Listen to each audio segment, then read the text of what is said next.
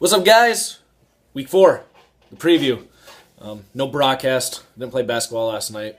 Instead of playing basketball, I stopped at McDonald's and got a large chocolate shake. It was delicious. I say this every time. Gonna be faster today. This time, I promise. The Kia Sorrento matchup of the week. I've got Organized Chaos over the Fisters. Now, this is probably the most important game. It's the only game that pits two winning teams against each other. But holy freaking bye weeks, especially on Durz's side. Chaos is without Brian Quick. Fisters is without A.J. Green, Demarius Thomas, and Monte Ball. He's forced to play Akeem Nicks, Tim Wright, and Sean Green in their place. So not a whole lot of depth on the Fisters, and that's really going to show through in this matchup. I've got Organized Chaos over him. The fun-sounding matchup, we have Febo over Jibo. I've got Jason over Ivan. Megatron might outscore Ivan's wide receiving core by himself if he plays. Calvin missed the last 2 days of practice. Says he's ready for Sunday, but he is questionable. I hope he plays. I got him in the other league. But regardless, I still got Febo big over Jibo, and that is my Stone Cold Lead Pipe lock of the week. I have the Dash over Borkum's Ball Busters. The winless streak continues. And I do think you'll lose this week. I don't think there's a tie. Cousins over Breeze. Are you just hoping to watch someone tonight in Thursday Night Football that you really want to put Cousins in? I don't know. Maybe that'll help. Maybe that will work out for you. I don't know. Bye weeks also hurting Borkum's. He's without Beast Mode, Andrew Hawkins, Ben Tate, and Jared Cook.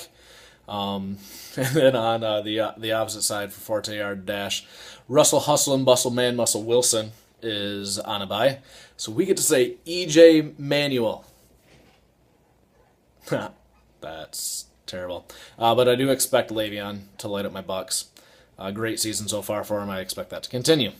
I'm going to take myself, the Hurricanes, over Cecil's Sea Shorts. I have Charles in right now. He's supposed to play. It is Monday Night Football. If he's a late scratch, I am screwed. I have no one else to play in that position.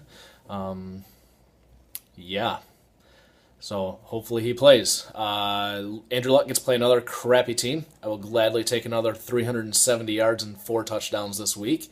I am missing Emmanuel Sanders and Julius Thomas on buys. And, Cleveland has a bye this week, so Josh Gordon is not available for me either. My storyline of this matchup, will my ex-running backs come back to haunt me?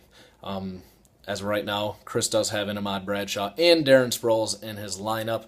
I am playing Terrence West, but not Justin Hunter. Hopefully they don't put up weeks like they did in week 2 and score 56 between the two of them. It's going to be close.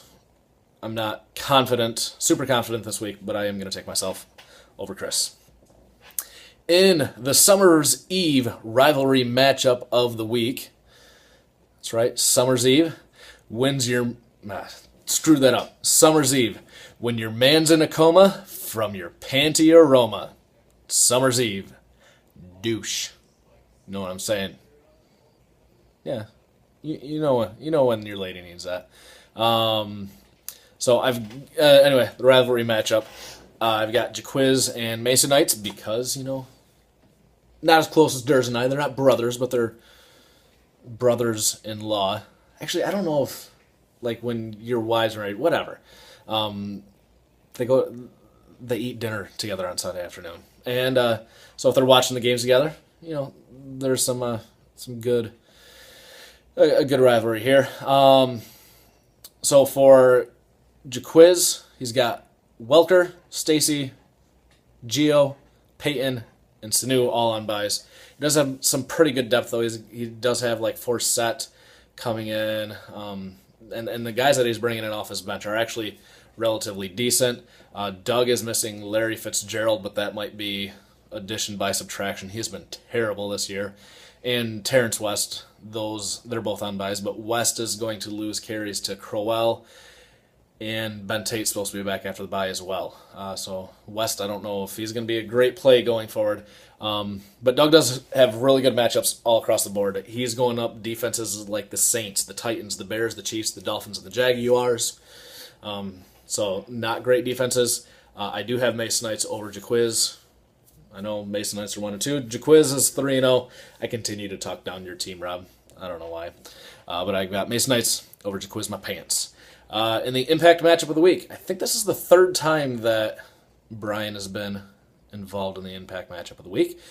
He's had a pretty tough schedule early on in the season. He's played against myself, played against Mike. I continue to call our division the best. And now he's got probably the best team in the league in the Rampage. The Rampage is loaded, and they don't have any significant bye weeks.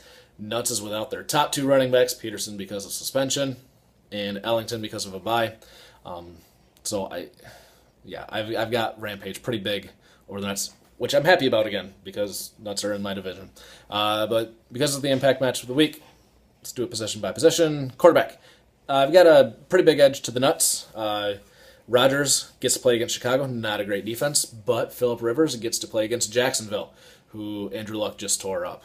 Running back, big edge to the Rampage, especially without Peterson and Ellington. Now, the Rampage running backs have not been spectacular by any stretch of the imagination.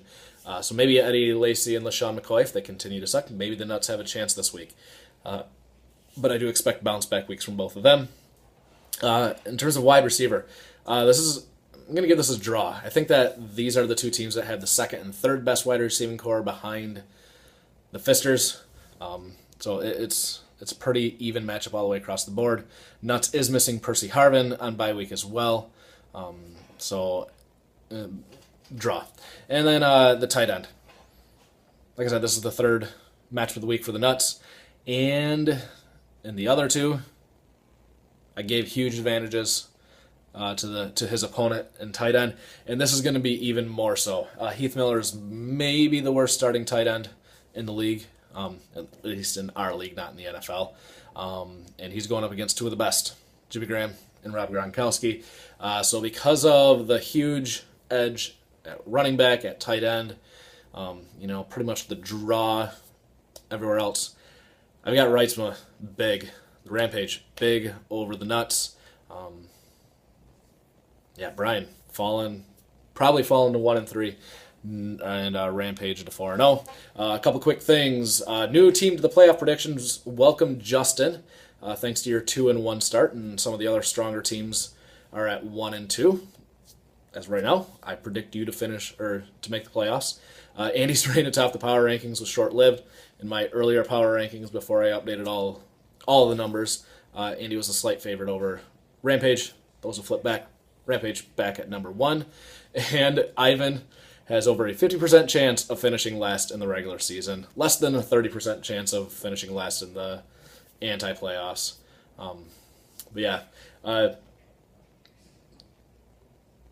We've reached our bye weeks. We're in the intra-divisional matchups, no more interdivisional matchups.